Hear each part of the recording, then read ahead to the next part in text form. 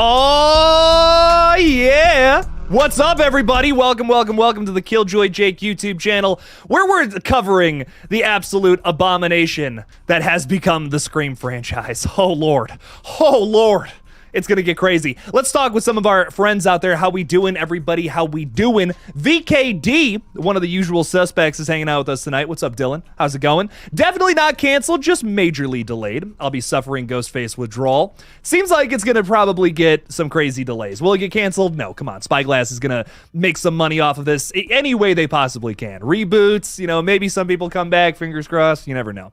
But I feel you, villain. I think I'm right there with you. I don't think it's gonna get canceled. I just think, yeah, we probably won't see it next year, maybe 2025. KillJoy Jake is ecstatic because he won't have to hear about Stu's return. Well, JJ, here's what I'll say about this, my friend. Yasmer is actually quoting me correctly here. Most people don't, but I appreciate you, Yaz, for doing that. But for something I did actually say. Saying during a previous live, KillJoy Jake said that he'll even take Stu returning if it gets things back on track, hoping I'm not misquoting. No, you're spot on. Honestly, I just want a movie. I just want a movie at this point. If that means something ridiculous like that, fuck it, sure, run it, make it happen. I just want Scream 7, man. I'm a simple guy. I just want a 7th film so bad. Ugh.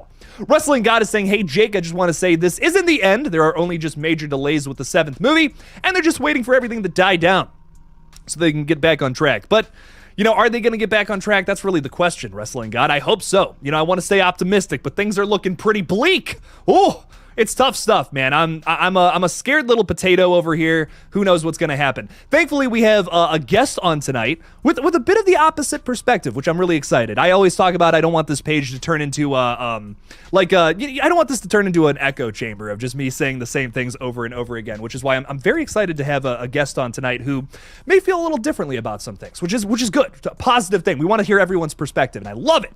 Jacob Loftus. What's up, Jacob? How's it going? I like your first name. I mean, on one hand, it's unfortunate, but on the other, I realistically don't care that much. Fair enough. I can't argue with that. You just don't. You're like, yeah, we got 6 movies. I'll take it. Fair enough. Jennifer Armstrong. What's up, Jennifer? How's it going? Happy Thursday. It's Friday Junior, baby. Look at that. Marcus? Yeah, I think if the E's at the end, it's a Marquise. But what's up, dog? How's it going? Welcome in. Happy Thursday. Gotta love it. Gotta love it. Great stuff.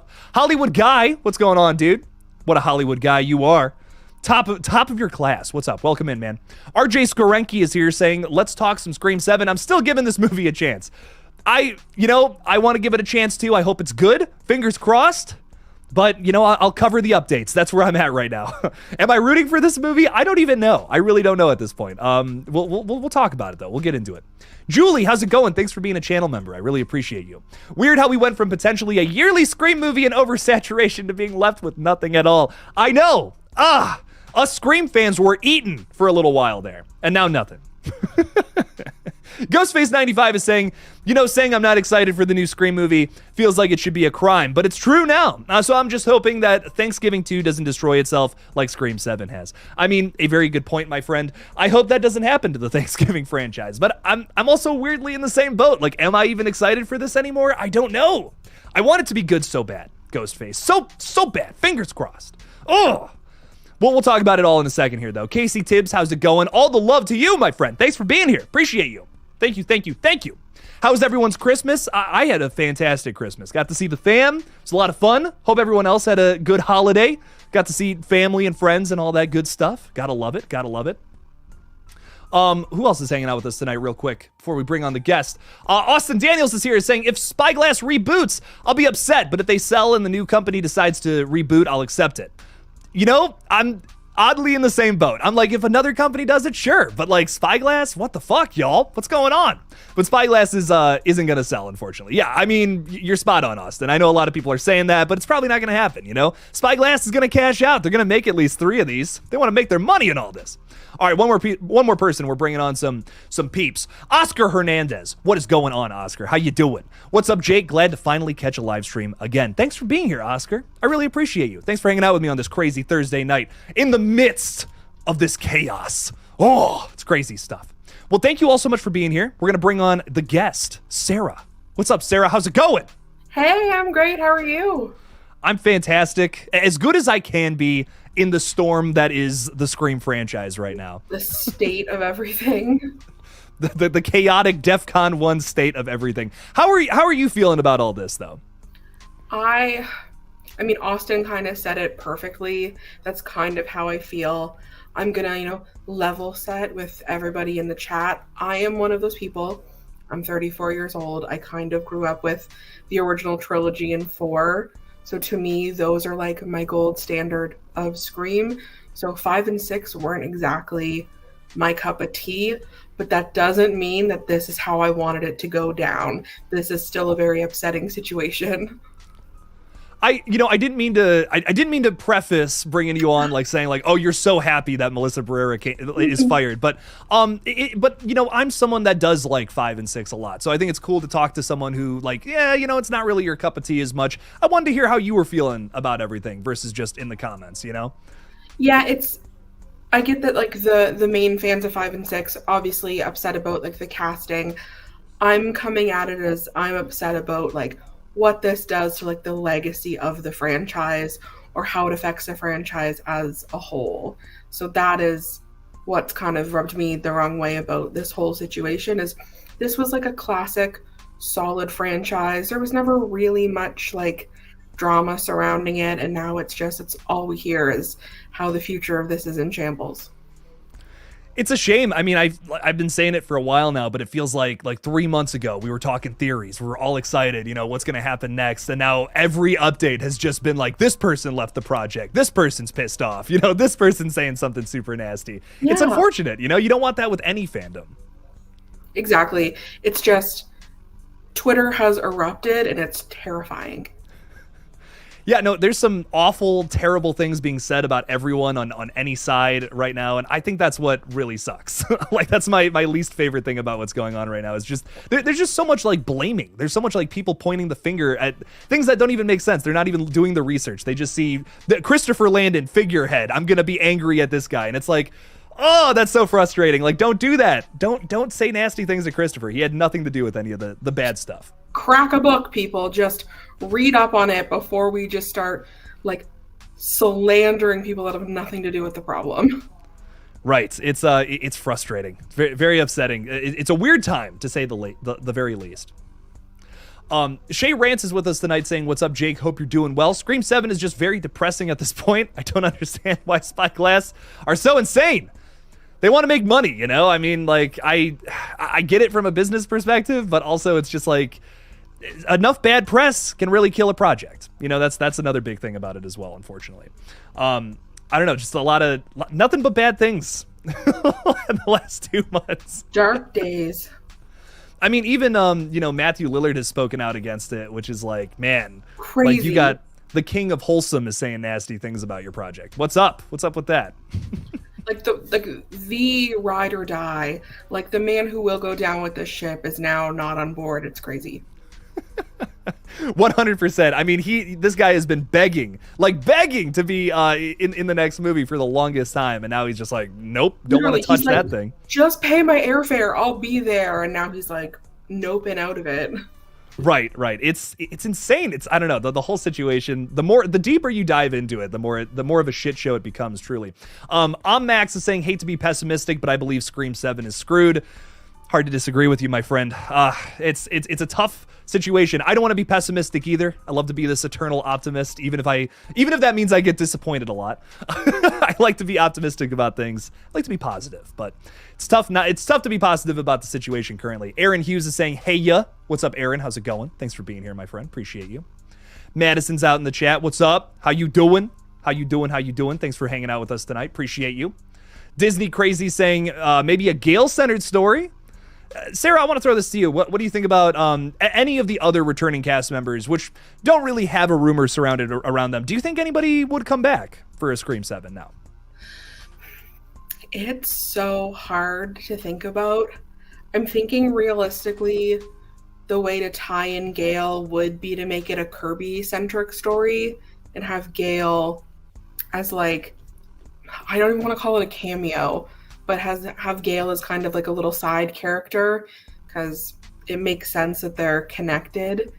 But like, I don't think Gale would come back with like a whole fresh cast. Like if Spyglass decides to go like the reboot route, I can't see her coming back in anything more than like producer capacity.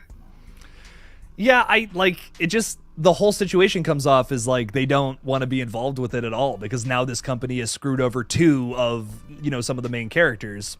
I don't think anyone wants to be. No one wants to touch this thing. Best case is Spyglass just sees it as a sinking ship and sells it off to someone better, but they're going to do whatever they need to do to make money. But we can pray. We can keep our fingers crossed and hope that they do the right thing, give it to somebody else. But I don't know. I fear that they're going to do the cash grab route and just make something with Scream in the title, and then it's just not up to quality, which would suck, because, like, for me at least, I feel like all 6 of these movies are pretty consistent. I really love this franchise, and I just don't want it to go to shit now, you know? I'm like, we just got the rebirth, and now 2 years later, it's, dog shit, you know? It's like, what? What's going on with that? It's upsetting. It's upsetting. Julie's saying Gary shakes his fists in Arthur rage. What's up, Julie? I love that. That's hilarious. Great stuff. Who else is hanging out with us in the chat tonight? Denisha was saying something funny a second ago. Oh, where did that go? There we go. Hey, Jake, I hope one day you watch Cobra Kai. Denisha is a huge Cobra Kai fan. I need to watch this. Sarah, have you ever watched Cobra Kai, just out of curiosity? I have seen, like, the whole thing. I'm up to date. I didn't think it was going to be, like, for me, but everybody was like, just watch it. And it's like if the Fast and Furious was about like high school karate kids. It is so over the top. It is so violent. Like there's just karate wars in the high school, and like I can't get enough of it. Like it's strangely addictive because they're just these like little half-hour things, and the seasons aren't long either. I want to say like 9 to 12 episodes. I may be totally wrong. It's been like a couple of years since the last season, but like I blew through it in like a week. You know, everyone's been saying to watch this show, but this is the first time I've heard it described as Fast and Furious with karate. So like, physics don't make sense. They're flipping over balconies. Kids are like kicking through windows. Like it's unhinged behavior. And I'm like, I can watch this while I'm eating my lunch every day. Denisha, Sarah, you guys are really convincing me here. Fast X, the TV show with karate, like, come on, I'm into it. Let's go. Let's run it. No, I'm so down for that, Denisha. I do gotta watch it at some point. I love the movies so much. The Karate Kid movies, just part of my childhood. Would love to check those out at some point. So, thanks for the recommendation, everybody. I do appreciate it. Aiden V is hanging out with us tonight. What's up, Aiden? How's it going? Yo. Thanks for being here, dude. Appreciate you. Noah's also with us saying, hey, Jake, Radio Silence directing. Matt Bettinelli open. Tyler Gillette should return to the film, direct Scream 7 and the franchise. Well, you know, that's another question I want to throw at you, Sarah. Like, now Christopher Landon's out of the picture. Who do you think steps into the director's chair if Spyglass decides to continue with this? God, I was actually giving this some thought the other day because I have mixed feelings on Christopher Landon. First of all, I love him. Like, I think he's a great, like, director. I had no issues with him directing Scream. I just felt that I kind of knew the route he would go. Like, when you look at his other work, I mean, it is very Scream inspired, but it's always, you know, like teens, older teens, like very young adult. He tends to write for like a younger audience, which isn't like a bad thing at all. It's just like, I felt like I knew where it was going. And like, I feel terrible that he left the way he did. Like, we all knew how excited he was like for this. Like, he was even on Craven's channel talking about how excited like he was for this. So like, I feel terrible that he had to leave under like these circumstances, but I am kind of excited to see who they would pick and like what their style would be. I'd be hoping for like, I mean, this would never happen, but like, imagine what like Mike Flanagan would do if he was like attached to like a Scream project. You know, he loves ghost stories, and this is very close. You know, I mean, Ghostface. I mean, it's something. He just has a way of writing like with a more like mature voice. He tends to also weave like a really good narrative. Like, you're always thinking. I never find his twists like expected.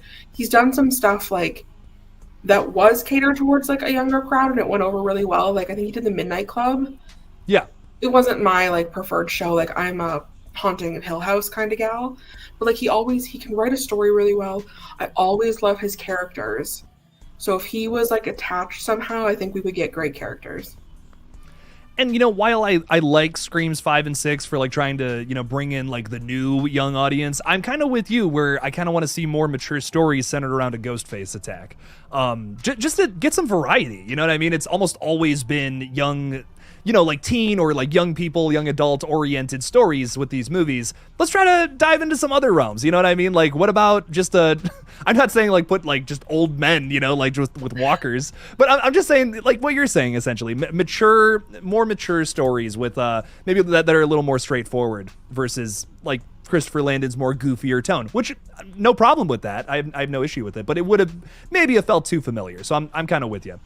I like Radio Silence too, but they made 2 movies already. You know what I mean? They're done. I think they don't want to make any more. So I feel you on that one. I like that. Zoe Crawford is hanging out in the chat. What's up, dog? He's saying hi, Dad. Zoe, if you want to hop on, man, you know you are always welcome. I just hope you know that. Zoe is fantastic. Always a great guest. A hilarious fella. So we stand Zoe in this house. We stand Zoe in this house. I'm gonna send him the link, and you know maybe he'll pop in. You never know. You know that's the most fun thing about doing streams is that you never know who's gonna pop in. So there we go. All right. Yeah, I don't want it to lose like the charm of the others because there is a fine line. They're dancing with camp a lot of the times. Some sequels more than others. So I don't want it to be like an insanely serious movie, but just like age it up a little. Like it was great. I know some people don't like 3, but in 3 like the main cast was older. Like they weren't just teens in high school, and I think that they did a lot with them, and I liked that. It was like a more mature like theme. Like it was a dark movie. Like if camp aside, like the actual like storyline's pretty dark, and I loved it. No, it really is. That's something I love about 3 is like most of the characters. One of the strongest side characters I think in any Scream movie is Parker Posey, like without a doubt. I mean, she's so funny. Until I die. Hell yeah. I remember seeing some people on Twitter who were like, bring her back. Like everyone's talking about Stu and Jill. Bring Parker Posey back into the franchise. And I'm like, I hate that I'm not against this. She's excellent. Camp it up. She's so good in Beau is Afraid too. I don't know if you've seen. Sarah. I don't think that's a movie that you would like, but she's excellent in that film though. Like so well done. I don't know. I would see it just for her. I do kind of watch stuff when she's in it, like Blade Trinity. She killed it. Like it was very Jennifer Jolie actually, and I loved it. So I would watch that for her. But I agree. I don't think that movie would be for me. It wasn't even like, it was too much for me. Like, and I'm the guy who's like, make things grosser. It was too much for me. I was like, I don't think I'll ever watch that movie again. That was far too much. If you thought something was gross, I'd simply pass away. Yes. No, it was, I've never had a movie induce more anxiety upon me ever in my life. No. Like everybody in the chat, we just did a podcast on Final Destination. That is my gore level. That is my taste level. Anything gorier than that is a lot for me. Yeah, and you were even saying, you were like, I like the gore here, but you're not crazy about it in other franchises. The thing that differentiates it is like gore versus torture. Like now that I'm older, I don't like being in pain. I don't like picturing other people in pain, but like I don't mind violence. It's a weird line to try to explain my like level of acceptable gore in a movie. It's just when it bleeds over into like torture, that's not for me. If like everybody's getting blown up, like bring it on. Did you like Thanksgiving from November or no? I liked it. I found the actual Thanksgiving dinner scene unnecessarily gory, but like everything else about it, it was fun. Hell yeah! It's like a 5 or 6 out of 10. Cool, very cool. That's appropriate. That's good stuff. It's not my favorite Eli Roth movie, I'm gonna be honest, but I do really liked it. It was a really fun film. I like the whodunit elements, and it was cool to see Patrick Dempsey back in a horror flick too. I thought. Yeah, I will say, the thing that kind of bummed me out was like I guessed it was him like right off the bat. So then like the whole movie I kind of was just like focusing on trying to figure out if I was like right about it or not. I was really hoping, I was thinking that since the trailer, you know what I mean? And I thought about like what they did with 5 and 6 is like they cast these big names from just other projects, Exactly. and of course they become the killer. And it's the same thing here. I was like, who's the biggest name in this movie? It's like, well. Also, if you haven't seen the movie yet, watch it. Watch Thanksgiving. It's so much more than just a killer reveal, I promise. Yeah, the chase scene through the like hair studio or like makeup studio, I thought that was great. Yeah. Oh, that was excellent. That was very tense. Oh. Yeah. And you know, a lot of Eli Roth movies don't get quiet like that and build tension. You know, they kind of just get right to it. So I appreciated that. A little Just maturity there. Screaming and cannibalism and all that. So this was like nice. He like held back a little. Absolutely, for sure. Oh, for sure. No, I really enjoyed it. It was a fun one. Julie is saying Gary is a sad, stinky little man. That doesn't really, influence a talking point here, but I just thought it was really funny. Julie, good commentary on the situation. Solid, very, very solid stuff. Wayne Turner is with us as well, saying hi all. It's 11:35 a.m. here in Sydney, Australia. Oh, that's awesome. I want to go to Australia so bad. Me and Wayne have got to go get a beer or something. On a Friday, not the 13th, KillJoy Jake to direct Scream 7 from the makers of Red Right Hand. Dude, like, listen, as much as I've been shit talking Spyglass, like, I would do it. I'm that much of a shill. I'm so kidding. Wayne, thank you so much for the comment, though. I really do appreciate you, man. Hey Wayne, I hope your ankle's better. Hope surgery went well. Things are good. I'm never going to Australia because I'm scared of sharks and spiders, so see ya. That's so fair, though. I mean, have you seen a huntsman spider? Fuck Everything that. there kills you. I'm not going. I got a lot to live for. I've heard like people from Australia talk about huntsman spiders. They're like, yeah, it's just whatever. He's just a fella hanging out, and they're like this big. I'm like, nope. Yeah, it's just the size of a small dog, and I'm like, no thanks. I see like a little black spider here or something, and I like run out of the room. Like I can't even do that. So it's scary stuff. No way. Anthony J is saying Chad gets his own movie. Sarah, I gotta say, I don't know if you know about this or not, but do you know Mason Gooding has his own like gaming YouTube channel? No, I didn't. I just found this out today, and he has like people from Scream 6 like on the stream with him. Like he did one with like Tony Revolori. They're playing Mortal Kombat together. I'm like, what? This is so cool. Watch that later. It's so fun. Like they're so funny, and they're just being so super candid and stuff. It's great. Like I'm like, this is fantastic. I will say he seems like a genuinely like nice human, so that doesn't surprise me. That's cool. He really is, and you can just tell that from any video or interview that he's in. He's just always so positive. I love it. I love it so much. He seems like a great guy.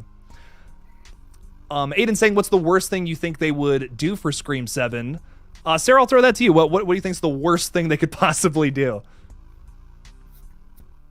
I mean, what else really could they do? Like, fire Courtney Cox? Like, fire anybody who has any attachment to the original? Like, they've committed all the sins. Steps would be. They've already committed all the sins. It's like, what else could they possibly do at this point? You know what? I just thought of it. The worst thing that they could do is recast Sam and Tara and the people that were in 5 and 6 and just pretend like nothing happened and just go forward. I think that's the worst thing. Because it would only be like the Carpenter sisters, right? And you would still have like the Meeks Martin twins there or something. No, it's like, what? what? If they would even want to be attached. Maybe we have new twins. Like, that's crazy to me. I don't even want to put that in the universe. I'm so sorry. I know. Don't even speak that into existence, Sarah. Honestly, what was going through my head when I read this was like, what if they do like a Halloween Resurrection style sequence where it's like Sydney dies or something right at the beginning, and I'm like, I'd lose my mind. Don't I would like speak that into existence. I know we gotta get off this subject. I'm sorry, Aiden. It's been great. Kill it out there. Yeah, thanks for hanging out with us. We're not talking to you anymore. I'm kidding. I'm so kidding. Hollywood Guys throwing $5 out there. Dude, thank you so much, man. I really appreciate that. Can I scroll down to the comment? Will my mouse allow that? There we go. Hollywood Guys saying, Jake, how about they make a Gale and the Meeks twins? Wow, reading is hard. Scream 7 with Chad as Ghostface. Well, he's indestructible, so I mean, he's a good candidate for Ghostface. What are your thoughts on that, Sarah? So if like Gail, Chad, and Mindy, if like the actors were down with going back and were like paid fairly and it was a good story, I would watch that. I just wouldn't have Chad as Ghostface. Like throw in Kirby and they're doing their own thing. It seems weird to me to have other members of the core four without the sisters. Like I don't know how they would make that work. Yeah, that's a big thing for me. I've been saying for a while, 2 points there. Like with the core four, you gotta have all of them. I mean, I think they're just kind of a unit at this point. They've been established that way in Scream 6. They do great together in that film, in my opinion. But I can't see any of them going Ghostface. I know some people have said like Mindy could be a Ghostface, and I'm like, I think she's just kind of mean as like a defense mechanism, not necessarily like she's actually like that and like really has a hatred towards humanity or something. But I don't know. That's just my take. Could you see Mindy going Ghostface potentially? I don't think so. I just generally I don't see any of the core four like ever being a Ghostface. Like I know for a long time they were talking about like Sam's dark arc, but I never saw it. That was the only route I'm like, maybe if they write it correctly. But even then, like you could mess that up. You could mess that up big time. You know, that's an ambitious route to go down. So it's tough. It's a tough situation. So Hollywood Guy though, I'm down for Gale to come back. I've said it before a few times, like a Gale or like a Kirby focused movie that could work. I totally agree. Hollywood Guy, Gale would be great. Bring her back if it makes sense. That's the caveat to everything I'm gonna say tonight is if it makes sense and everybody feels good about it, I'm down. Then run it. Then make it happen. Hollywood Guy, thanks for the $5. I really do appreciate it, man. Thanks for the support. Appreciate you. And yeah, I mean, just getting into that, whatever they do next, I just hope it makes sense. I hope it's a story worth telling. Reboot is probably the most likely route, which I don't know if I'm happy about. Like, I think in a couple of years I would be okay with the Scream reboot, but not under these circumstances. But whatever happens next, I just hope it works. I hope it makes sense. I think regardless of what happens, I think Austin said it really well earlier, like, if a new studio picked it up and rebooted it, maybe sprinkled in a Gale or a Kirby, like, that's probably best case scenario. Or honestly, if, like, Neb was open to returning, if, like, the studio's changed, great. But as it is, even with Spyglass, like, they're going to need to take a beat. Like, it's probably going to be 2 years at least until they figure their life out. Yeah, there's no way. I mean, there's no way it could come out next year at this point. I mean, they don't have a script. I mean, if they did have a Scream 7 script, it's like they had to throw that out pretty much. Right. You can't just fire the two main characters, you know? You can't use like a spec script for a Scream. Like, you need to write a Scream. Yeah, you gotta plan out your ghost faces. You gotta leave clues. You know, there's gotta be red herrings. There's so much that goes into a Scream script that gets overlooked. And I think it's really the minutia of these movies that make them. I think that's why a lot of people weren't crazy about 6, because the mystery is just not there where it is in some of the other films. I do have a question for you, I guess, and anybody in the chat. How do you guys feel about them talking about like bringing the TV series into like the actual franchise? Well, yeah, throw that out. We'll throw that out to the chat too. What does everyone think about that? Because I've heard this a few times. I'm really not against it. I just, like, for me, I don't know. This is just my little criticism of the Scream TV series. I like the characters. They work for me, but they're just not at the level of some of the movie characters. Personally, like that's my only thing about it. I love a lot of the twists and turns in the especially those first 2 seasons, and the kills. Oh. Love the kills in the TV show. Like, some of them are actually better than some of the movies. That surprised me. So I haven't seen the 3rd season because I knew it was like with different people and I wasn't into that. But I saw like the first 2 seasons and that little like Halloween movie special they did. So it was like all the same characters, and I do really like them. And the kills were like unexpectedly gory, like for TV. And I was down. I have heard 3 is good, so I might give it a watch if I'm looking for something. But yeah, like I didn't mind the TV series, and if they found a way to incorporate like a select few of them into a movie, I'd be down. I think the mystery is really good, and like, I'll say what I have my qualms and all that about the character writing, but like the way they wrote the mystery in those first 2 seasons, I'm really impressed. I was really impressed. Like, for TV, I'm like, damn, okay, that's pretty good. But the kills are excellent. I would hope that if they're going to bring the Lakewood thing into into the movies. Like, let's say Kirby, you know, is dealing with these people or something. Like, that's what they want to mix the movies and the show together. I would just hope that they have it under a director who knows how to make these characters even more interesting. That was my biggest complaint about the show. If there was any room for improvement, personally. And it's not even like, I'm not even trying to say like, oh, these are the worst characters I've ever seen. No, I've seen The Final Destination, and that's the worst characters I've ever seen. But, Yes. But I just think they pale in comparison to the movies. That's my only thing. Oh my gosh, I love Jennifer. Hey girl. She's just like, I hate that idea. Flat out. Nope. She's hey, like, girl. No. Fucking Jennifer Sarah, what the hell? Okay. She said, I hate the idea of bringing the TV series. Hate it. Let the series be its own thing. Don't merge them. Totally fair. I mean, I think it is its own. As it stands, it is its own thing right now. So some people really dig that. Jennifer is clearly one of them. Ryan saying standalone Scream movie, just middle of nowhere. Just have this be its own thing. Sarah, I'll throw that to you first. There's a positive and negative to that. I personally feel. But what are your thoughts about that? Oh, so when all of this started, before we really unraveled, and we just found out that like Melissa and Jenna weren't returning, I was on board with the people who wanted to kind of backtrack and do an in-between, basically like Saw X, like right after 4. I was like super down for that because, you know me, any excuse to get more Dewey, like more legacy. I was so down for that. Having one standalone movie, I don't know. I also have mixed feelings because I do like how things kind of always tie back to the originals. The other side of that is that's going to get old soon. We're on movie 7. Like, things can't always be. So I think we do eventually need to start a new story. I don't know how like standalone installments would work in this universe. Because like even something like The Purge, which seems like they're not really connected, they still kind of are. Like, I think you're always going to need a through line in a franchise. So some kind of consistency. Yeah.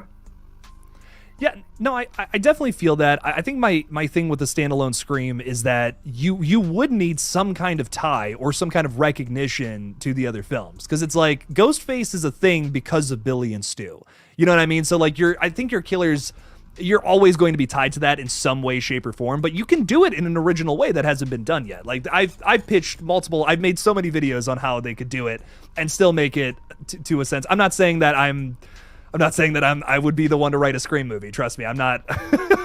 I'm 25 years old. I've barely written anything that I'm proud of. But I think that there's ways that they could do it where it could work. It could evolve into something that could be a standalone. But the thing I'm worried about with the current circumstances and situation is that it just wouldn't be good. It wouldn't make sense to exist.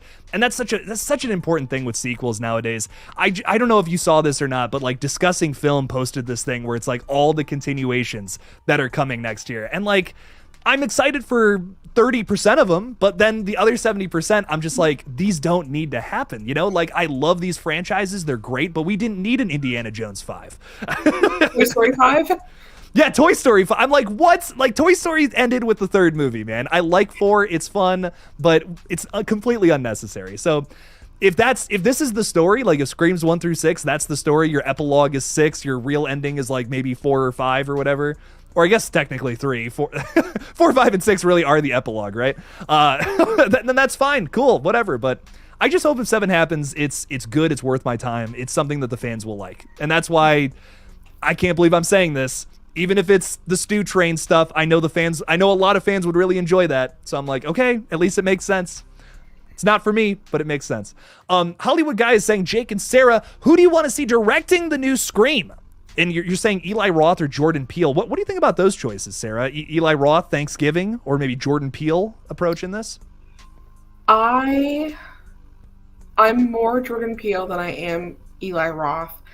I thought the characters in Thanksgiving were like some of the weaker parts of the movie.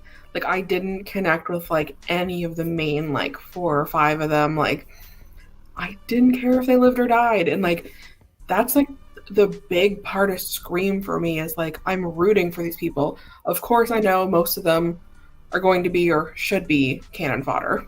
But like I still want to like miss them. And I feel like characters aren't Eli Roth's like bag of tricks.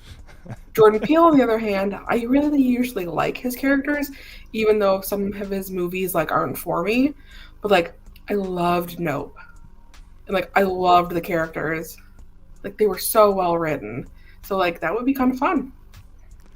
I would be down for a Jordan Peele Scream. I think the biggest thing that he understands is how to incorporate, well, characters, absolutely, but how to incorporate a message into your movie without it feeling like it's being shoved down your throat. That's such an important thing, especially with Scream 2, which always, always has a message if it's about, but it's more so about horror movies. He could do that really well. I think that would translate. I just don't feel like Scream is a project Peele is interested in, or maybe I'm wrong, you know? He loves Nightmare on Elm Street. I know that. Like, he's talked, like, egregiously about how much he just loves that movie. He thinks it's great. He has a mad respect for Wes Craven. So, I mean, maybe. But he did opt to not direct that Candyman reboot from a couple of years ago. Gave it to Nia DaCosta instead. I did not like that reboot. It was, the ending really ruined it for me. The cinematography, the score, a lot of the characters did it for me up until the third act. I was like, this is fantastic until it just kind of turned into whatever at the end. But I don't know. I really think I think that could work. I think that would be great if he was interested in the project, put his all into it. Who knows what the hell his next project's going to be? That just got like pushed off the 2024 slate out of absolutely nowhere. I saw that. Scary stuff, right? I want a new Jordan Peele movie like tomorrow. Come on. But Hollywood Guy, thanks for the $5, my friend. If I had to give my take on this, I would not be against an Eli Roth Scream. I think that if he was dealing with the old characters, I would like I don't think I would want to see like an Eli Roth reboot of Scream, because then that's just Thanksgiving. We've seen that movie. But if he made one with like the legacy characters, I'd be into that. Why not? You know, some brutal deaths, some maybe a good ghostface reveal. Say what you want about Thanksgiving, but I really like the killer's motive. That was a big thing about it. I think it was obvious, but the motive, that was okay. Like I was like, I could get into that. That's what tripped me up. Like I figured off the bat it was him, but I didn't figure out the motive. Like we knew that he had something going on with the wife, but like I thought this man just had a psychological break. Like he was trying to keep the order. Like as soon as he shot the gun off into the air, I was just like, he's lost his mind. He's the killer. He's gonna do whatever it takes to keep the peace next Black Friday. Yeah, yes. And that to me was that's well done with the character. I mean, I'm with you, Sarah, that I like Addison Rae's character. I didn't find myself rooting for her. You know what I mean? I hate saying this because this is so mean, but I just don't feel like she's the best actress. You know, I don't. Is that mean? Like, it comes off as mean. Even I'm saying it. I'm like, God, I feel like such an asshole now. But I don't know, man. She's never done it for me in anything. So I think if you just had a stronger lead in that movie, it would have been like even more well done. But I loved the killer. Really, I really did. So. Hollywood Guy, though, thank you so much for the $5, man. Let's see Eli Roth take a crack at it. Maybe our legacy sequel we were just talking about. I genuinely think it's going to be hard to get a new, how do I put this nicely, like, director of quality on Scream after, like, its name has basically been dragged through the mud. Like, who is really going to want to attach themselves to Scream 7 if it's still under Spyglass? If somebody else buys it and we're kind of starting fresh, we may get Christopher Landon back. Like, we may get somebody great. But if it's still Spyglass, like, who is going to do a good job that really wants to be on that movie? And that's another big point about why I just don't think this next movie is going to be of quality if it's under Spyglass. Because like I said, I mean, the people who were involved with the last two movies that were so successful, they don't want to touch this thing with a 6-foot pole. So now whoever does it next, it's just not going to be anybody of quality. It's going to be someone who's looking for work, who like wants to be a part of something. And, you know, that's a gamble. It could be something good, but your chances are low is how I see it. So I think we're just going to get a cash in. Let's make some money off of this kind of film, and maybe our first bad Scream film, which is really unfortunate to say the least. Yeah. And I will say, I told people right off the bat, like 5 and 6 are not for me. I don't think they're bad. They just were not made for me.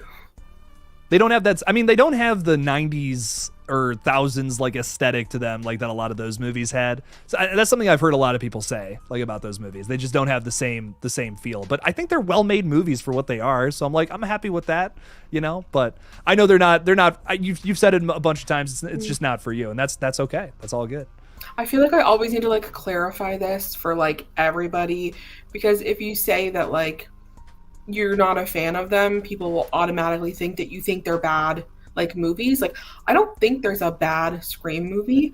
I just don't prefer to watch them over any of the others. And like, I'm so with you about that, because like, even like, here's my thing. I'm not crazy about 3 because I just feel like there's a lot of things that clash, but I don't think it's a bad movie. Like, I genuinely think, all things considered, about what was going on behind the scenes with that one, with Harvey Weinstein constantly being like, nope, don't do that, don't do this, production problems, they still made a pretty damn good product, all things considered. And I'm like, that's impressive, dude. Any other director might not have been able to do something like that. So hats off to Wes Craven once again. Yep. So maybe it's not my preferred Scream film, but I respect the fuck out of that movie. It's crazy. Anthony J's just throwing $5 out there just to do it. And I gotta say, Anthony, thank you for that. I don't know if you meant to put something in the chat, but if you did, I'm gonna look for a chat and we're gonna throw it up there, man. So thank you so much for the support, dude. I really appreciate you. Thank you. Oh my God, we got so many chats. It's crazy. Can't even keep up with it. I'm like trying to read them while I'm talking to you. I appreciate all you guys coming in. Thank you so much. Thanks for hanging out with us tonight. Mr. Rick is just became a new YouTube member as well. And Mr. Rick, you have like my favorite profile picture ever. I love this. This is from that ad that was making fun of the Nicole Kidman like AMC thing. That was incredible. So funny. I love it. So Mr. Rick, thank you for your support, man. And thanks for rocking a pretty damn awesome profile picture. Appreciate it, dude. I didn't realize there's 76 people here. I'm just like off in my own little world. I was like, oh my God. I'm very thankful. It's very good stuff. Everyone's off work. You know what I mean? Like who's working this week? Well, you just said you were actually. Oh no, you're off. I'm off until the 2nd. Yeah. I forgot already. We literally just had this conversation. That's why we're just like chilling on a Thursday, because I'm off until the new year. Hell yeah, Sarah. Good stuff. Very good stuff. Got to get that chilling in, you know? Shout out to corporate Canada. Yeah. Okay, wait. So here's another question before we get to Jennifer's thing. As a stupid American, this is another thing I don't know about Canada. So like over in Europe, they do like every like month or so, like they have like a 3-day weekend. Do they have that same situation in Canada? Is like America one of the only first world countries that just doesn't do that? I mean, we don't explicitly have that, but like we have a lot of. How do I explain this to an American? You have states, we have provinces. I assume you have certain states that have certain regulations that are different than your country. So depending on where you work, you may follow provincial regulations or federal regulations or both. In some provinces have different holidays. And then if you work at a place where they want to make everything all copacetic, you'll celebrate everybody's holiday. So you do have like a day a month with just a random holiday. See, like here in America, it's crazy. Like we have like entire months where you just don't have a 3-day weekend, you know? And like, I hate to, I don't know. Is this me complaining? Maybe a little bit, but it's like, you should have like at least once a month, like a break. You know what I mean? Like, I think that's just only fair to workers. We have 13 holidays throughout the year. December is like the heaviest, but there's pretty much one a month. See, that's pretty cool though. Like I know for a fact, like pretty much in March and February, for the most part, these months, like you don't really have anything. Like there's not anything super crazy like at the top of the year. So that's I don't know. It's a weird thing. I'm always curious about these weird little things. As the strange man that I am. March is the only one where we in Nova Scotia don't have one. Each of the provinces have like a provincial holiday. Some call it Family Day. Some call it just like Nova Scotia Day, New Brunswick Day. Like we have Viola Desmond Day, and like mine's in February. So some have them in March. It depends where you live, but it basically works out to there's something every month. Okay, that's shit. I didn't know about. I'm learning so much today. I just learned what Boxing Day was earlier. I was shocked that you didn't have Boxing Day, so I'm just a stupid Canadian because it's huge. You guys have like your Black Friday. We have Boxing Day sales. We should start that in America. We should adopt that. That would be very cool. We're we need more holidays. More Americanized, so we also do like Black Friday here. Well, dude, our Thanksgiving's in October. Like, oh yeah, that's a good point too. Thanksgiving is technically more of an American holiday. we're just I didn't even think literally about celebrating your shopping day, and we're just like, we'll do it too. That's more holidays. You know, there's nothing wrong with that. That's how I see it. Jennifer Armstrong's thrown $2 out there saying there isn't a bad Scream film. Let's not start now. Jennifer, like, speaking the words of truth, my friend. Oh my God. But Sarah, do you concur with that, or like you said, you don't hate 5 and 6? They're just not for you. Yeah, I don't think there is a bad Scream film. My Scream is like the original trilogy, and I also sometimes include 4. But it's not like I didn't leave 6 being like, oh, that was a terrible movie. I was just like, all right, it happened. Let's see what happens next. Like, let's see where this goes. Like, it had cool kills. It's just, yeah, I personally just like really connected with like the legacy characters, so I just enjoy watching like 1 through 3. Hell yeah. I'm hoping that whatever 7 does next, they try to go, like, there's certain elements that I feel like have been lost in, especially 6, like, that I hope that they get back to in 7, that they can borrow from the original trilogy. Like, just having something to comment on in the horror space. Like, that's something that 6 is more about, like, the franchise itself. It's like, let's comment on Scream, you know? And I'm like, okay, that's cool, but we kind of did that in 5 a lot, you know what I mean? So I was kind of hoping to just do something else, like focus on some weird element to horror. Like, that's what basically 2 and 3 do really well. And I'm like, that's cool, you know? Like, let's find something. Let's see, like, what else can we make fun of in the space of horror right now that's popular? So hoping 7 gets back to that. Say, like, it's not a bad thing if you like have to go back to the basics. Like, my biggest thing with 6 was I when 5 came out, I didn't like it. And no, not just because Dewey died, but yes, that was a big part of it. But in general, I was like, I don't vibe with this. But then when I saw 6, I realized in retrospect that I enjoyed 5 more. It was cleaner. It was easier to follow. It was just more well thought out. And like, sometimes you can do too much. And I think 6 was doing too much. I think just focus on like making a good character, making a good story, make the story make sense. Like, get your ducks in a row, like, fact check. Like, you were saying some stuff in 6 that just, the math wasn't mathin'. They were saying things that were just blatantly wrong. Like, just go back to basics and just make something that's really well done. Don't worry about people saying it was simple, because if it's done well, no one's going to care. Yeah, and I like, what I like about 5 is that they hit on like the requel commentary a little more, which is cool. And then, like, I don't know, like 6 is just, like you said, it's a little all over the place. There are things I really like about the commentary in 6, but it's just, a lot of it feels like we're going back to what we've already said, where we're treading ground that has already been gone over. I love that every movie up until, well, up until 6, yeah, fuck it, I'm just gonna say that. Pretty much, like, they all kind of hit on something else. You know, 4 is about remakes, 3 is about trilogies, and you know, the Harvey Weinstein situation, incognito. I love that. That's interesting stuff. So I don't know. I'm hoping that we get back to that in 7 and just. I mean, it could be something so fucking niche and weird, but people would, like, horror fans would still get it. This is the franchise for horror nerds. Run it. Do something weird, man.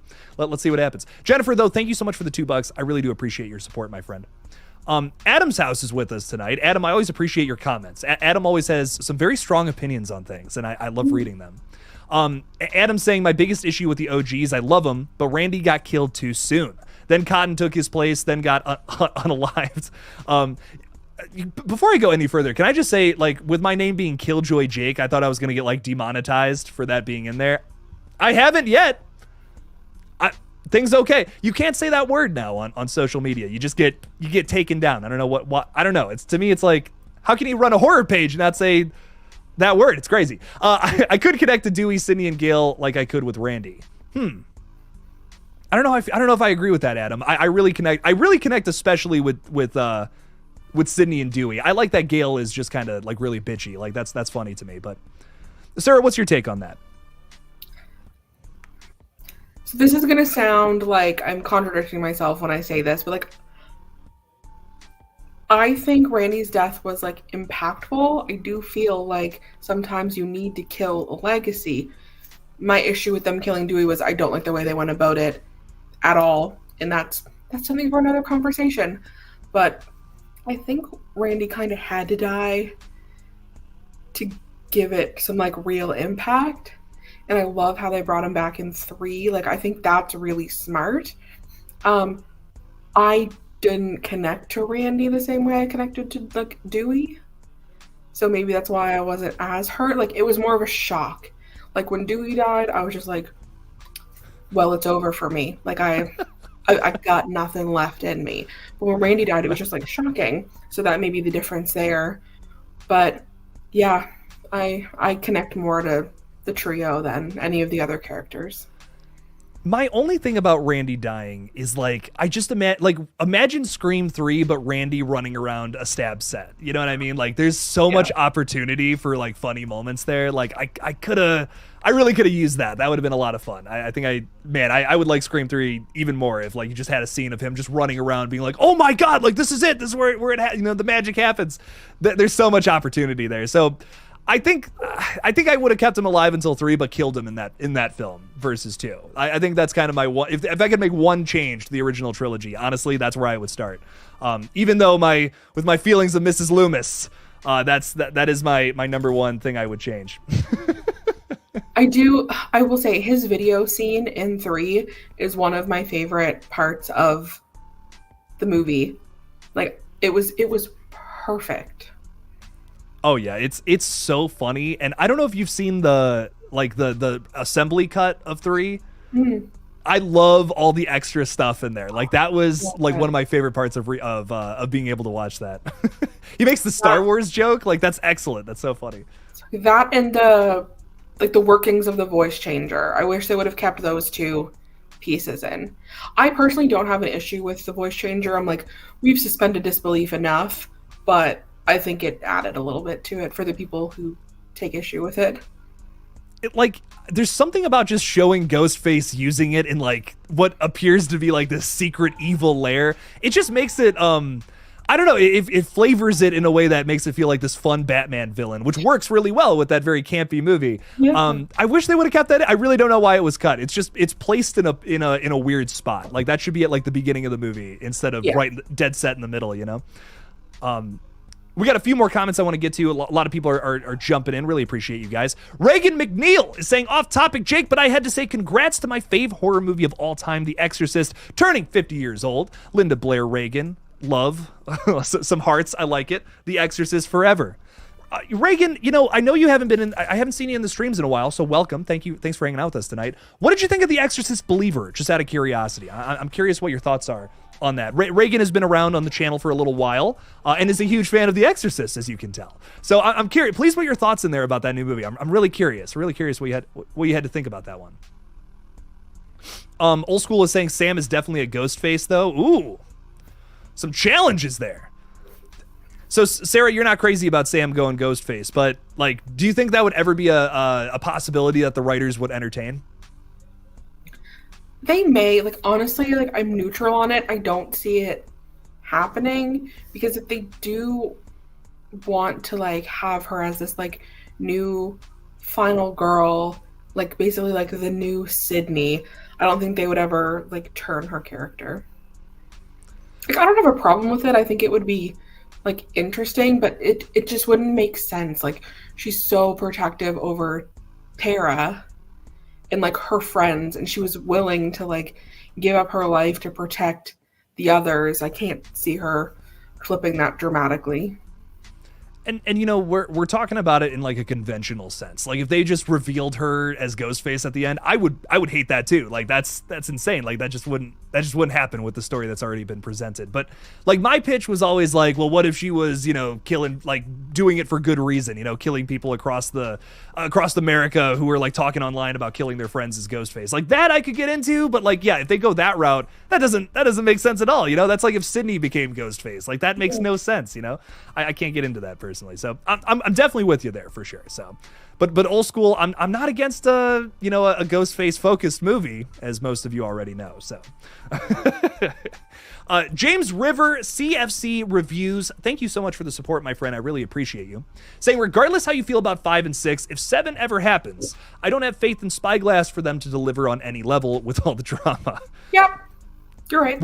We all seem to be on the same in the same boat about this, which is interesting. Despite how you feel about the firings, it seems like a lot of people are just have lost their faith in Spyglass to deliver a good horror movie, just in general. Mm-hmm. Not really much else to say there. It's just like, yeah. I'm just like, no notes. I don't know. No notes, James River, dude. You're spot on, dog. Yeah, I mean, that's how we're all feeling. Honestly, a question I want to throw back at like just the audience and you, Sarah, is like, what other studio would you want to see do it? Could it go just to Paramount? They put out some stuff. They're like, I know that they're like attached. That would probably be like the easiest transition.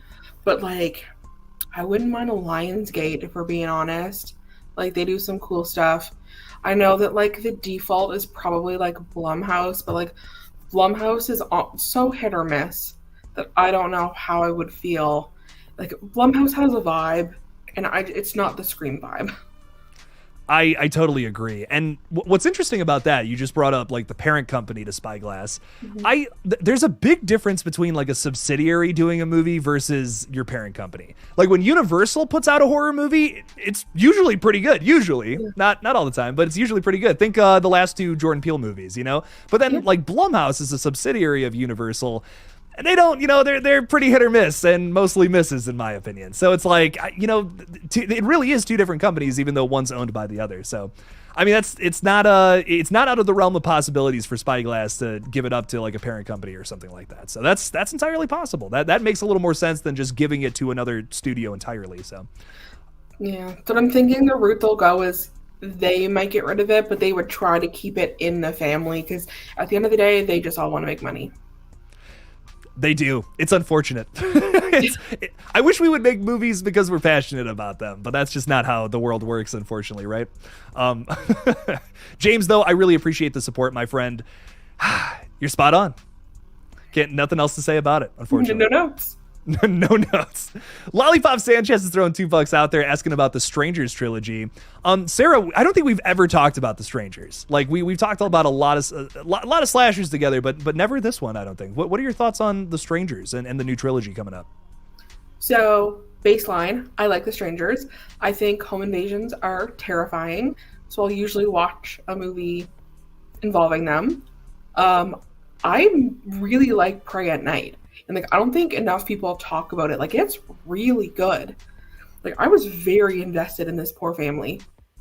Yes. Oh my God. Honestly, to date, it is my favorite Johannes Roberts movie. Like, I think it's fantastic. It is an excellent continuation, not doing exactly the same thing, but it works as a franchise continuation. And I'm such a stickler about that. Don't do the same movie twice, And Strangers Prey at Night has an entirely different tone from the previous film, which I love. But now this new trilogy is coming out though, and they're talking about like basically this first one, chapter 1, is going to be a remake of the original. What are you rolled your eyes there? Like the two combined, it's like a love child of 1 and 2. So I am excited that it's like a confirmed trilogy. That obviously means the main character at least survives, the first 2, which I don't hate knowing. A lot of people, they took issue with that, but I'm kind of comforted that I'll know that at least one person that we see will survive and probably have like a through arc of all 3 of them. Down with that. I'm concerned that they're going to try to pump them out like really fast, like back to back. Things that are filmed like all together like that sometimes don't work out, like, so maybe don't rush them. It's like, we know they're coming, we'll be waiting. we'll be waiting. I couldn't agree more with that. Like, I don't get this whole approach of just making 3 movies all at the same time. I mean, like, me personally, I loved the Fear Street movies that went to Netflix. Yes, but I do feel like that third one could have been better. You know what I mean? Like, I love the first 2, but that third one, what was going on there, man? Like, I don't know. That exactly. Like, I really liked 1. 2 was incredible. The first half of like the third one, it was just too much flashback. We could have focused on more story on the back end and like wrapped it all together. It had so much potential. And like, I just imagine what if that first one came out and was like a hit, people loved it, and they spent like a whole year working on the next one, and then that one was also really good, and then the third one could have been great too if they just would have taken their time, made it something special. I don't get just being like, yeah, we're gonna do a trilogy, and we're gonna put them all in the theaters at the same time. I'm like, what? That's too much movie. Like, oh my god, that's crazy. Right, Spread it out. We have a better idea. Like, what happens? That's if why. in and we have this like great epiphany, like, and like some major actor is like, please involve me in your project. Like, it's precisely just lost opportunities. Yes. Oh my god. Like I couldn't agree more. Like, yeah, what if some big celebrity, like what if Snoop Dogg is like, I love The Strangers Chapter 1, and for whatever fucking reason, like decides to be in Chapter 2. Well, guess what? You have a lot more people coming to that movie. I was about to be like, listen, Helen Mirren, all about family. What if she decides she wants to be in this? I know this is not horror related, but Fast X Part 2, I'm counting the days, Sarah. I'm going to be there opening night. Like, I cannot wait. 2025 can't come fast enough. It simply cannot. Oh my god. If there's any franchise continuation, I'm really still excited for.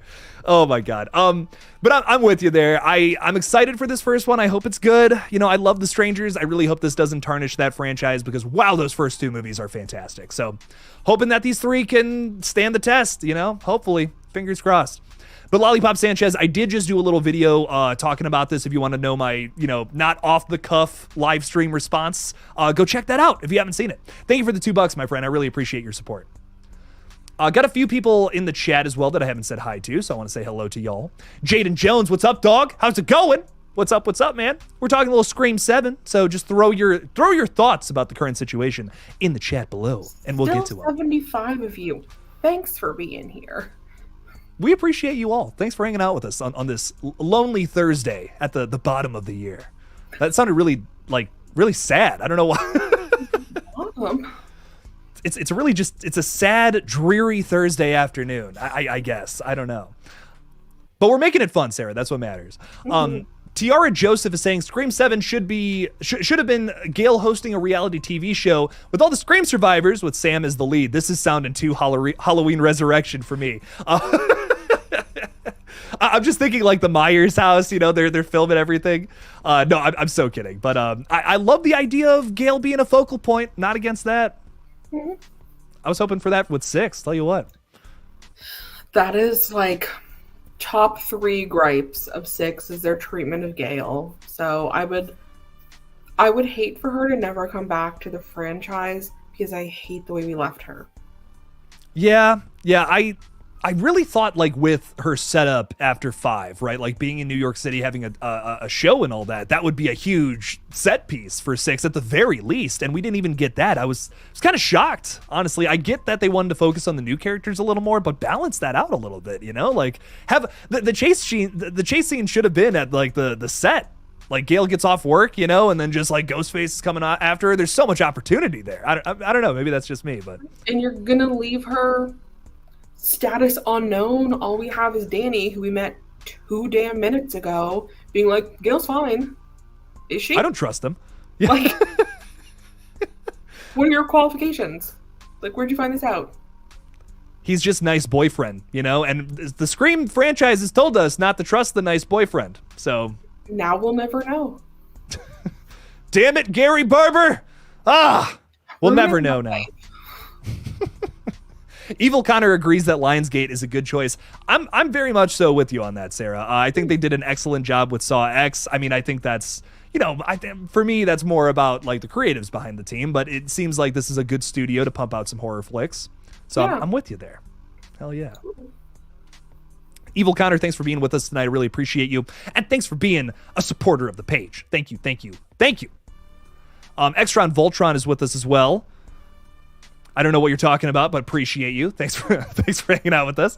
They were talking a lot of Dewey Chad stabbings, and like, how did he live? What's happening? Yeah.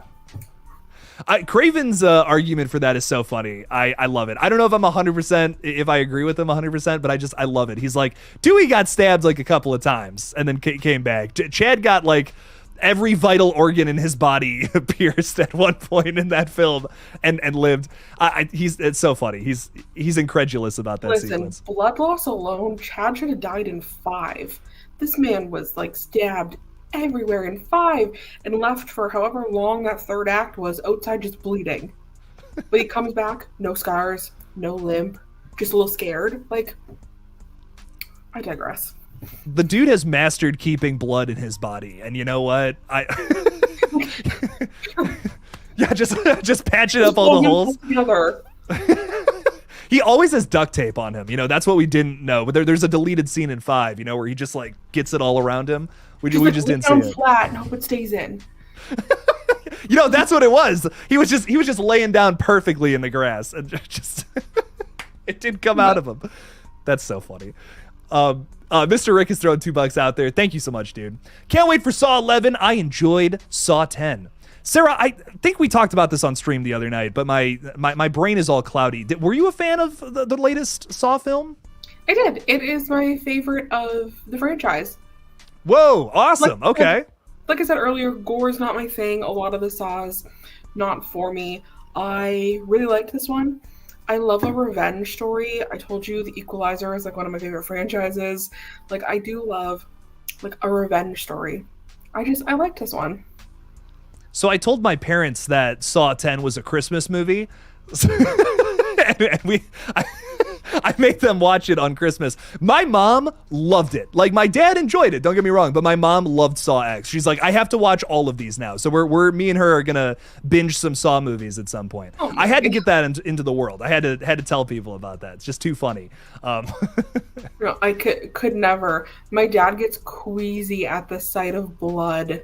Like, I could never watch like a Saw or like a Final Destination with him. Oh, even Final Destination? Okay. Like, any blood at all. Like, we were watching something and somebody was like getting stitches and he was like, I was like, you okay, Dad?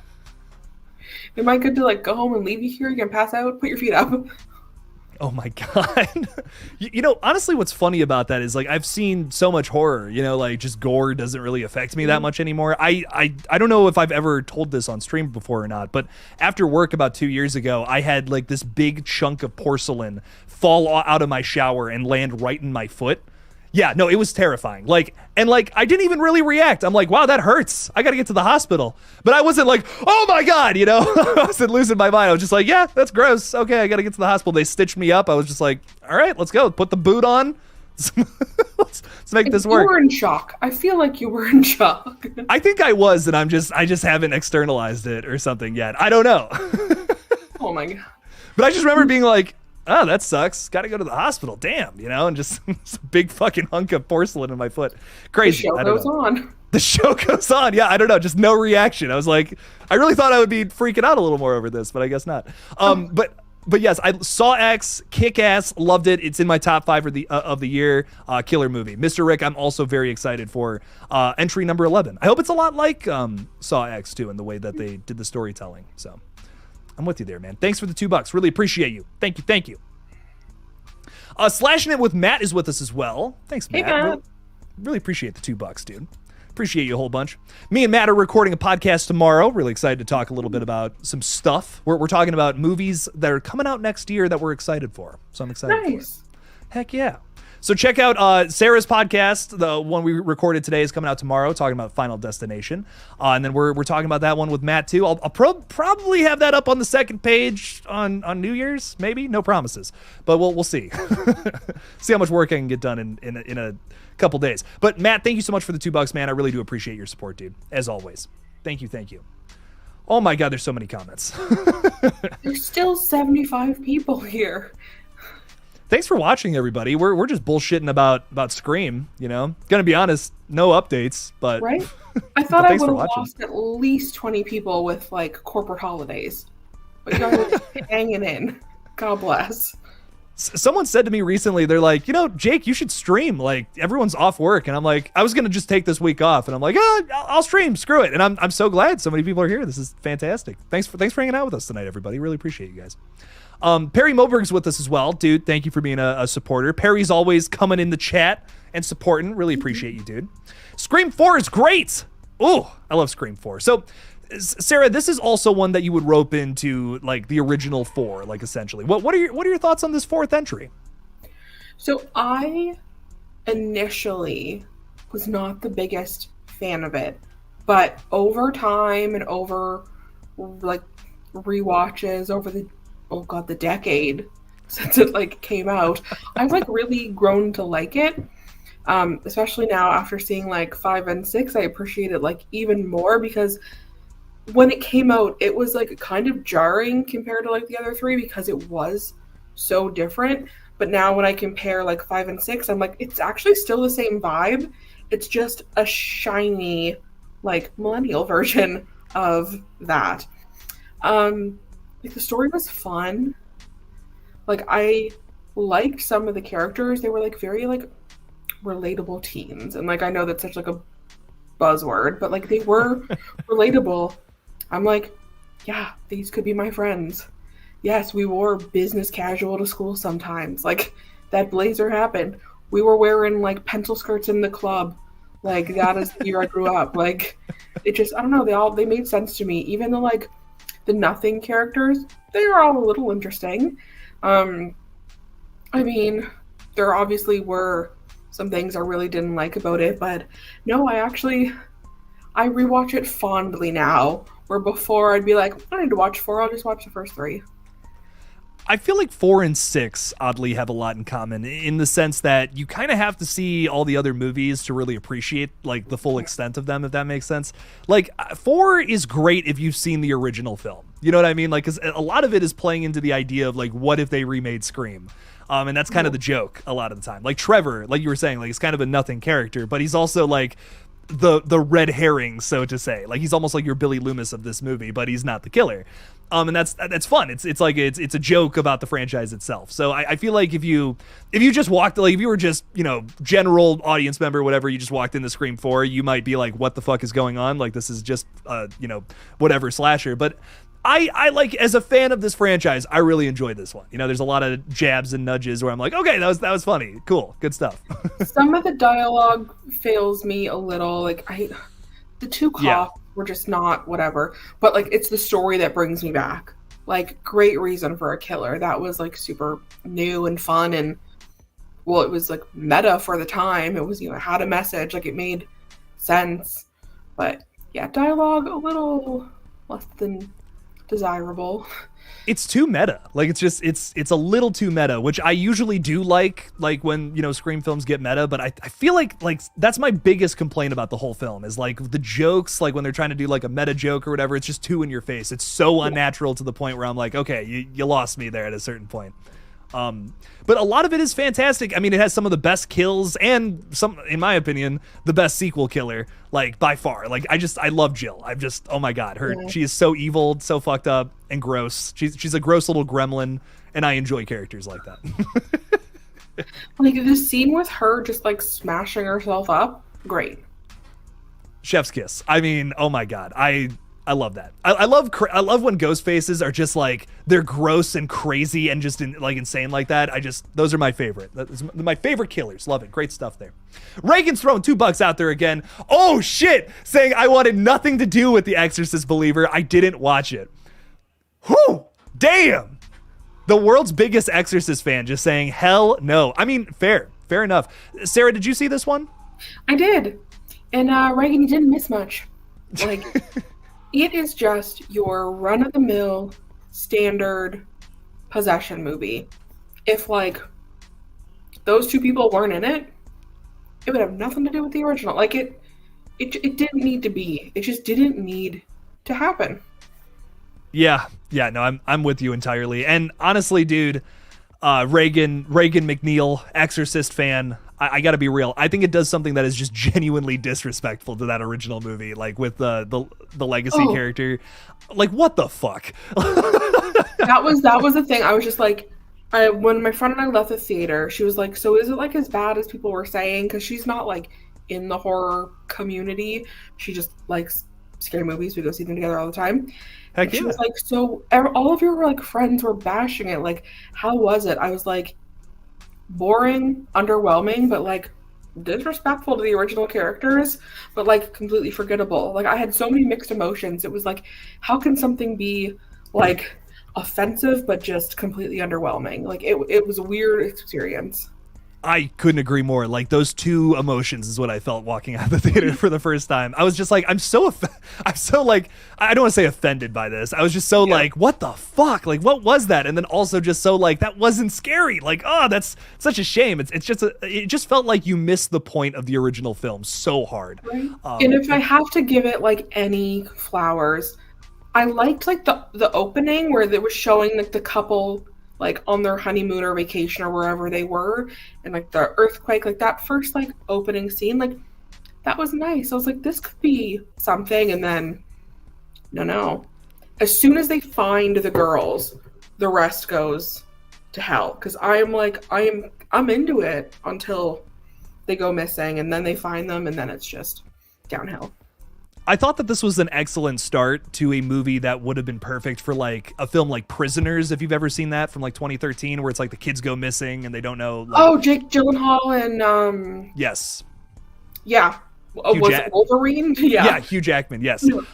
Yeah, it would have been a great start to a movie like that, where it's like, oh, the kids are missing, like this is a more realistic, grounded movie. But the moment it goes supernatural, I'm like, wow, you lost me immediately. And I was really giving it a shot. I was kind of like in the boat where I was thinking, oh, this is gonna suck. But I don't know, just wasn't for me. Just really was not a fan of that one. So Reagan, you missed nothing, my friend. Just enjoy that original. Watch 3 if you haven't seen it. I'm sure you have. That's also worth your time, but that's about it. Prisoners is upsetting when I think about it. The Paul Dano's character, my heart, it was a lot. It's a heavy movie to watch. I have so many mixed emotions about that movie, but it really is excellent filmmaking. I mean, like, there's so much like, oh my God, like I felt so many emotions watching that. And the ending is such like a moral conflict. I could talk about that forever. When he's walking around the car at the end, I'm like edge of my seat. Yeah, I mean, you know, say what you want about it, but like that is, it makes me feel a lot of emotions. I don't know if I'll ever watch it again, because it's like, it's one of those where I'm like, that's a lot, and I don't know if I necessarily agree with what this movie's trying to say, but I really enjoyed it. I really did enjoy it. So Reagan, thank you for the $2 though, my friend. All I'm saying is that Hugh Jackman's character was 100% right. As fucked up as that is, he was right. I don't care. I'm sorry. Anyways, JTG Studios is throwing 99 cents out there. Thank you so much for the support, my friend. Really appreciate you. Thank you. Oh my God. Reagan's throwing another 2 out there saying it's an abomination to my favorite movie ever. No notes. No notes. No notes. Reagan, thank you for the thank you for the 2. I don't even know what to say. Like, you're just right. Like, you're spot on there, dog. Thanks for the $2. Appreciate you. So many things I could say about that movie, but I gotta chill. Adam's House is saying Scream 6 may be my favorite horror movie of the year so far. I still need to watch some others. Megan was good, and I did like Insidious: The Red Door. Okay, you liked Insidious: The Red Door. Interesting. Cool. Are you an Insidious fan, Sarah? Is this your cup of tea or not really? I did really enjoy the first one when it first came out, but I'm not really into like the supernatural like movies for whatever reasons. Like, I never got on board with the Conjurings, like any of that universe. I did did a rewatch of Insidious 1 and 2 to prepare myself for the Red Door, because I was told that I didn't really need to see the others. And like, they're fine. They're just not my like wheelhouse of movies. I'm never like a ghost gal. I gotcha. But you like Mike Flanagan. Which is crazy. But it all comes down to like writing and characters, I guess. At the end of the day, it doesn't matter what the medium is. If you have like a good story and a good characters, I'm down for that. That's your big thing, I think. Whenever we talk about movies, it always comes down to if the characters are good or not. So, I mean, that's entirely fair, though. Like, that's a very valid criticism. I want to root for people.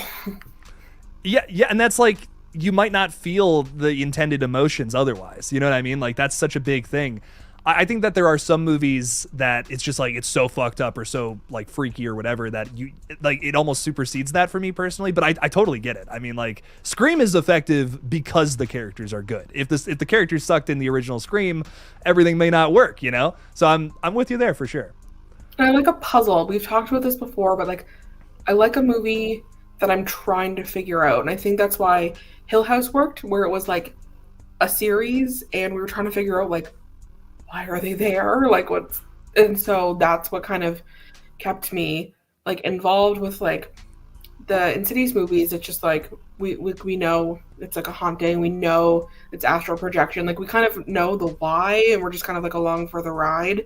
But I like trying to like I'll always cite Frailty as like my perfect movie, like things like that, like really psychological, like thrillers. Like I was thinking about this when we did the ranking with Eric on like our favorite movies of the year, and I'm realizing that as like the older I get, like maybe I like horror less than I thought, and I'm kind of like moving myself over to like psychological thrillers because it's not necessarily about like ghosts or gore, just scare me with a story.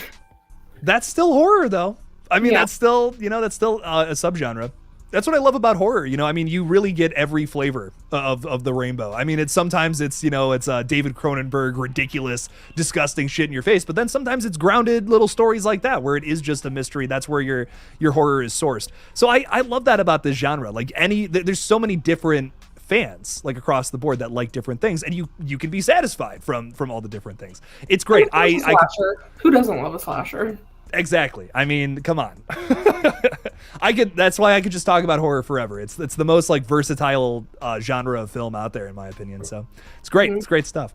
Jason Carpenter's throwing $2 out there. Thank you so much, my friend. Saying Scream 7 is a wrap. We get it 3 to 5 years down the road.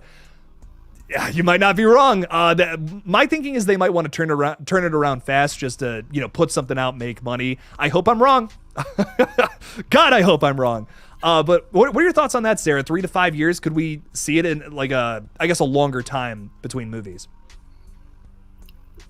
It's at least 2 years until we get something. If Spyglass keeps it, they're probably wanting to get it out sooner than later because like they're all about money. We've talked about this. They're gonna probably want to put something out in like 2 years. If it is sold off, probably 3 to 5 because they'll have to do some like real work they'll have to put in. Yeah, and I this might be something that people don't want to hear, but I genuinely think we'll have a new director announced soon.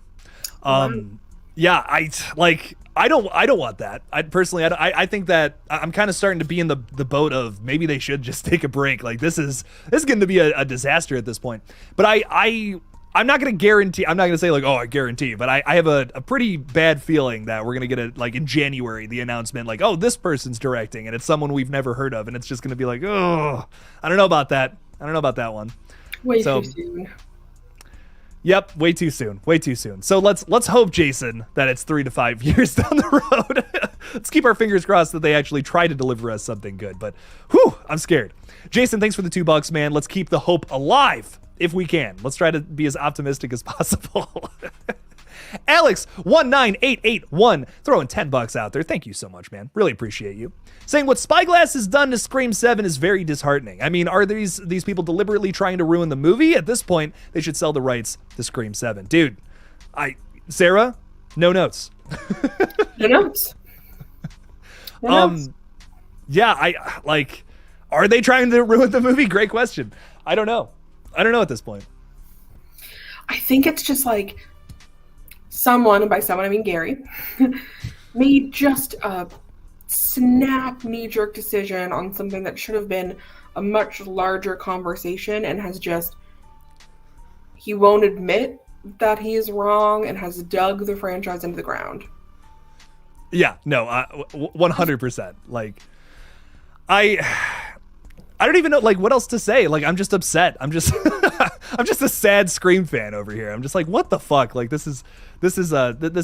This is just a sad situation, and the whole thing sucks. Me and Sarah are both kind of in the same boat about we don't really want to get into the political side of things, so that's not really something we're going to be talking about on the stream. But in terms of the fictional story being told in the Scream universe, this is a disaster, and it really does blow. So I'm upset, not only for selfish reasons, but just for fans of this franchise. Like, I know so many people who are like, this is my favorite thing ever, and now it's in total limbo, which blows.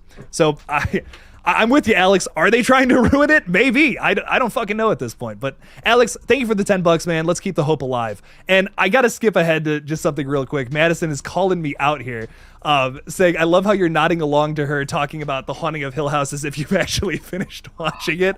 I haven't finished it. The last episode is the... Madison, thank you. Thank you for bringing light to this very important issue. Because... the last episode's incredible. It makes the story. I'm getting hot. You're heating up. You're like, what the fuck? I literally was telling her the other day. I'm like, I haven't finished it. Like, I actually haven't finished it. And she's like, you run a horror page and you haven't finished The Haunting of Hill House? Like, what the fuck? I binged it in 24 hours. Like, I stopped to sleep, woke up and finished it. So I did the same thing. Like, I watched the first 2 episodes and I'm like, I have to go to bed, but this is so good. And I just didn't pick it up. I was like, oh, damn it. I forgot. I literally just forgot. Like, I don't know what else to say. I know I fucked up. Everyone is mad at me about this. I have to finish it. I finished The Midnight Club, but I haven't finished that, which is like, what the fuck? I'm going to finish that. If you're going to do Hill House, restart it. Like, restart it and watch it all. I'm gonna make a point of it in 2024 to finish this thing, because I love everything Mike Flanagan has touched is gold, in my opinion. And I've heard the same thing about a lot of his series, not all of them, but I've heard that most of them are just fantastic. And I gotta watch this one. So. Out of the ones I've seen, it's my favorite, like, hands down. Also, Madison, Queen is gonna force you to watch it. So thank you so much. Report back. Hell yes. Yeah. We'll report back after I've seen the whole thing. I'm so excited. Like, it's great stuff. Perry Moberg is saying, I saw Suitable Flesh recently. Can you tell I'm getting tired? It's highly campy but decent. Heather Graham goes nuts in it, which is cool. Sarah, have you heard about this crazy ass movie? I've heard about it. I've seen like the promo for it. I haven't watched it. I don't care if anything is like spoiled for me, but it seemed cool. So I haven't seen it either, and this seems like it's right up my alley. It's very much so based on like Stuart Gordon movies, like Reanimator, From Beyond. If you know anything about those weird ass little movies, I am so into this. I gotta watch it. I don't know how I missed it. I think it came out like in November or something, and I just never had the time to get around to it. So there's so many that I don't have time to watch. I think I was saying this to you on Eric's like year-end stream. I was like, we're spoiled now with so much horror content that like if it doesn't grab me immediately, it might not get watched. And there's just so much, you know what? It's overwhelming. It's like there's so much I was excited for this year. I only got around to 36 horror movies. Like, I actually just did I wrote the whole script out for my year-end video. I only got to 36. Well, I'm so sorry. What? I said that was quick math. Yeah, no, I've been writing the script like all week for this video that I'm doing for New Year's Day, or New Year's Eve, I should say. We're just like talking about all the movies that I watched, and I was like, I only watched 36. Like, I was kind of disappointed in myself. I'm like, there's 365 days out of the year. I only got to 36 movies. Damn. So next year I'm going for 40, a new record. It's a manageable goal. I think that's reasonable, 40 days out of the year, I got to watch a new movie. That's entirely fair. I can do that. But Perry, this is on my like must watch list, like top of the list. I need to see this one, as well as Identity, which I still have not watched. I'm so sorry, Sarah. I just cooled down. I'm warm again. You're like, God damn it, I'm getting mad again. I had Identity on VHS and I now have it on DVD. Oh shit. Okay, damn. I think I located it on Tubi, like to just make sure I have it somewhere to finally watch it eventually. But this is one is a must watch. It used to be on Prime. I think you can rent it on YouTube for like $3. It's not Frailty level for me, but it's like a 9 out of 10 movie. Like, it's fun. I think you would like it. If you liked Frailty and you liked some of like my other recommendations, I really think you'll like it. Frailty is a hidden gem. I don't know how I haven't even heard of this. I don't hear any horror channels talking about it. It's so good. Like, that's why I harassed you for like a month. I was like, please just place your trust in me and just watch this one movie. And I feel like I'm I like barter with my friends. I'm like, if you just watch this, like we can go see whatever movie you want. Because like it's so good and nobody has seen it. Bill Paxton it's his directorial debut, except it's like peak Bill Paxton. Like it's incredible. Like watch I was blown away by it. I went into it totally blind, and I don't know. I was just like, this is so good. Like, this is such an excellent idea for a killer character. You know what I mean? Because like I'm rooting for the guy. I'm also like terrified of him. It's, oh my God. It's so, like, there's so much I could say about that movie. I love it. It's just such a 69 people watching. Just one of you watch Identity, please. Just do it for me. Do it. Make it happen. Identity and Frailty. Both. Watch both, absolutely, for sure. Perry, thank you so much for the $5, man. Suitable Flesh, one I'm going to be watching very soon. I'm very excited for it. Reanimator is like one of my favorite horror films too, so I'm so hyped to finally get to that one. Slashing It with Matt is saying, can't wait for the podcast, Jake. Sarah, I love that sign. Bates Motel is awesome. Thanks, Matt. I can't wait for your episode. Hell yeah, dude.